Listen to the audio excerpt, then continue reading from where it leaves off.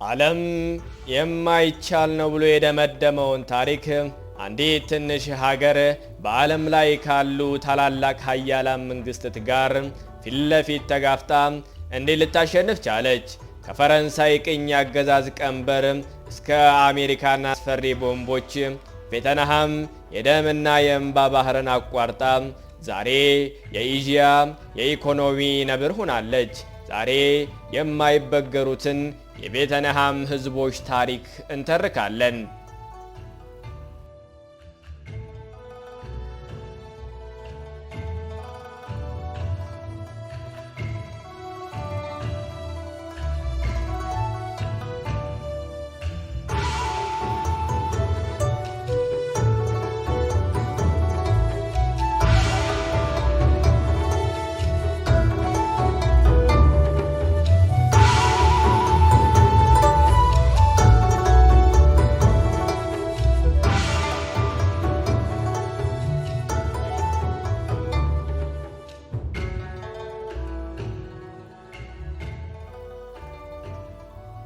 የቬትናም ታሪክ የሺህ ዓመታት የነጻነት ትግል ታሪክ ነው። ለዘመናት በጎረቤቷ ቻይና ስትወረርና ስትገዛ ቆይታለች። ነገር ግን ቬትናማውያን ለማንም እጅ ሰጥተው አያውቁም። በ19ኛው ክፍለ ዘመን ግን አዲስ ጥላት መጣ፣ ፈረንሳይ። ፈረንሳዮች ሀገሪቱን ለ80 ዓመታት በቅኝ አገዛዝ ረገጧት። ሀብቷን ዘረፉ፣ ህዝቧን አሰቃዩ። ነገር ግን አንድ ሰው የቬትናምን ዕጣ ፈንታ ለመቀየር ተነሳ፣ ሆቺ ሚኒ።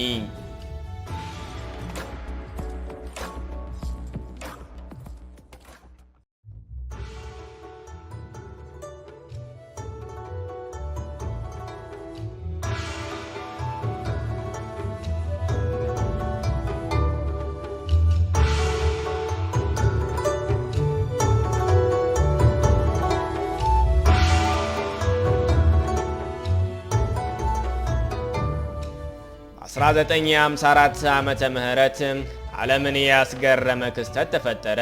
ዲየንቢያንፉን በተባለ ስፍራ በዘመናዊ መሳሪያ የታጠቀ የፈረንሳይ ጦር በገበሬው የቬትናም ሰራዊት ተንበረከከ። ይህ ድል ለፈረንሳዮች የቅኝ አገዛዝ ማብቂያ ነበረ። ነገር ግን ሰላም አልመጣም።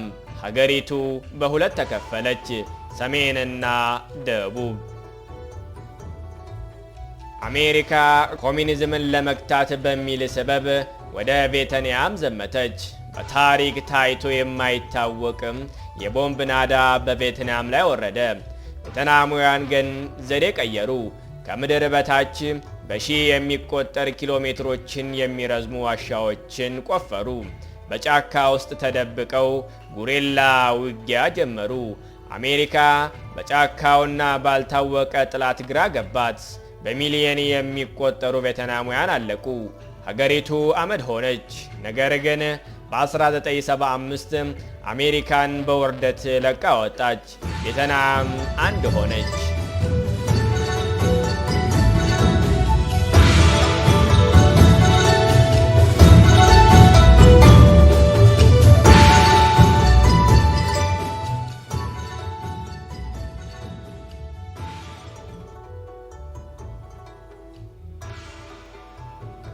ጦርነቱ ሲያበቃ ቬትናም በዓለም ላይ ካሉ ድሃ ሀገራት አንዷ ነበረች።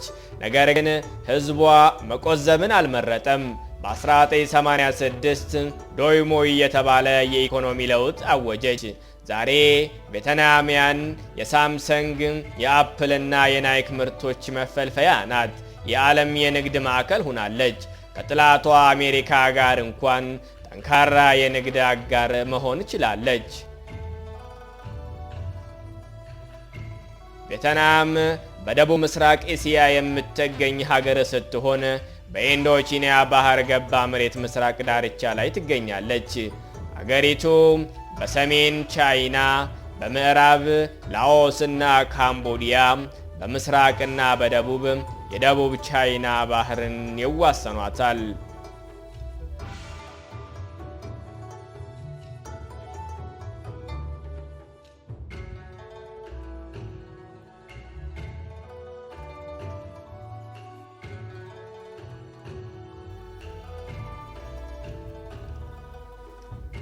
ቬትናም የሺህ ዓመታት የትግል ታሪክ ያላት ሀገር ብቻ ሳትሆን ዓይን የሚያፈዙ የተፈጥሮ ውበት ባለቤት ናት።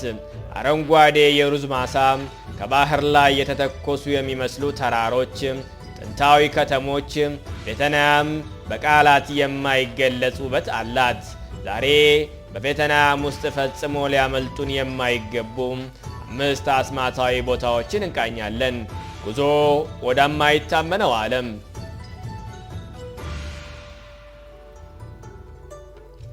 ሃሎንግ ቤይ። ይህ የዩኔስኮ የዓለም ቅርስ በምድር ላይ ካሉ አስደናቂ ስፍራዎች አንዱ ነው። ከ2000 በላይ የሚሆኑ የኖራ ድንጋዮች ደሴቶች ከኤመራልድ አረንጓዴ ባህር ላይ እንደ እንጉዳይ ብቅ ብለዋል። ታሪክ እንደሚለው ድራጎኖች ወደ ምድር ሲወርዱ የፈጠሩት ውበት ነው ይባላል። እዚህ በጀልባ መጓዝ፣ ዋሻዎችን መጎብኘትና ጀንበር ስትጠልቅ መመልከት ህልምህን እንደመኖር ነው።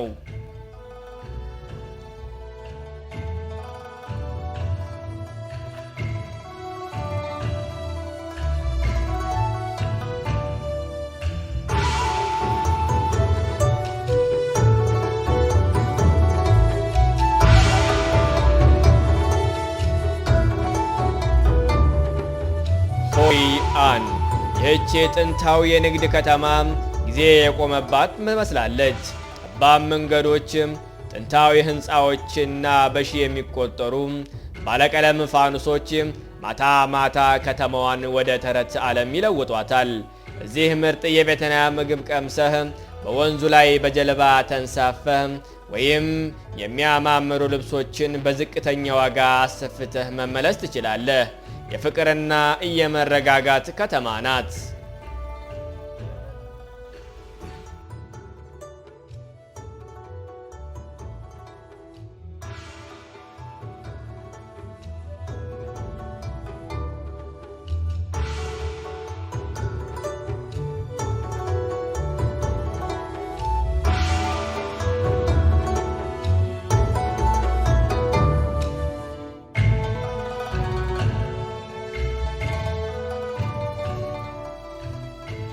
ኒንቢን። ብዙ ሰዎች ስለ ሃንጉቤን ያውቃሉ፣ ግን ስለ ኒንቢን የሚያውቁት ጥቂቶች ናቸው።